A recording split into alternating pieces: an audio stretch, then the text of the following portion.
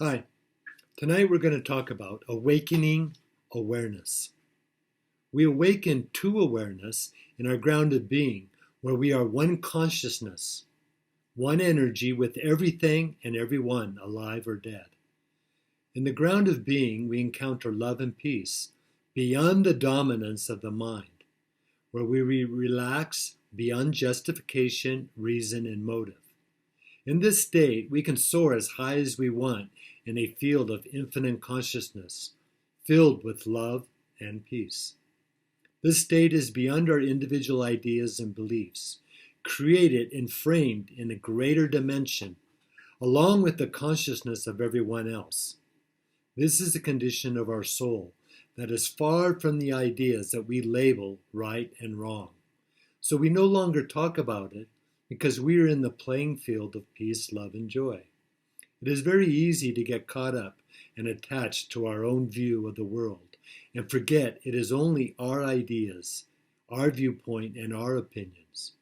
The good thing is we are not locked inside our own consciousness, because when we look up to the sky, we discover we are in the midst of a dependable, responsible universe that responds to our needs and aspirations.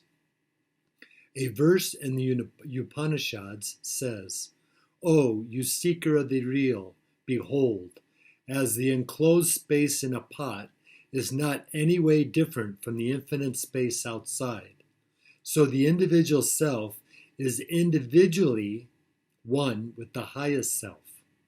Find total stillness in this forever, without end." In our own minds, we trap ourselves in a predetermined tunnel of darkness with limited ideas as we refuse to open our eyes and we turn our backs to the expanse of space and creation around us. Relief from our disturbances, disappointments, and irritation seem to come in paradoxes and uncertainty, which percolates up from the deep within, our individual ground of being. I call it the soul. It might happen to at our children's birthday party, a ritual sunset, or another form of surrender to something greater than our tyrant of reason. As our energy merges with a higher vibration, we sense in silence that everything is healthy, beneficial, and effective, because when something is true, it is self-evident. We don't need the intellect and reasoning to establish the fact. The Vedas say the reality of our ground of being is consciousness. This makes sense because if we are conscious, we must exist. So the baseline is consciousness, which is our true nature and home. Therefore, we return to it to be happy. The Bhagavad Gita says, "Never was there a time when I did not exist, nor you, nor all these kings, nor in the future shall any of us cease to be." If we fall from grace, the ground of awareness is there and always has been there.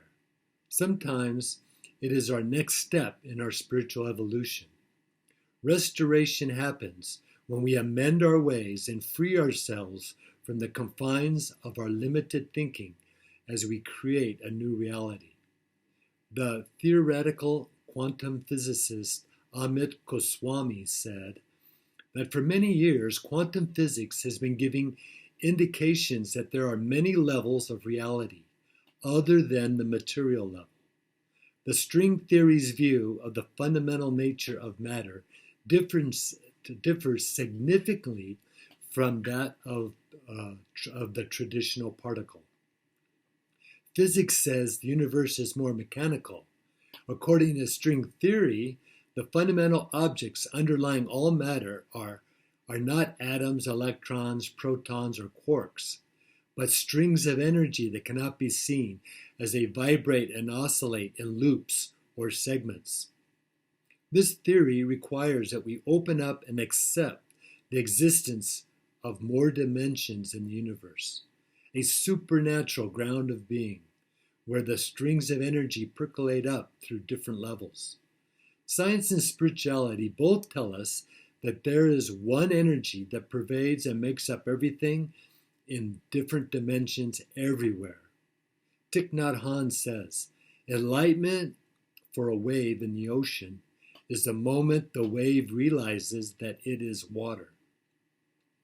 This oneness of existence is also mentioned by Meister Eckhart, who talks about God being a ground of our being, surrounding and penetrating every being and thing.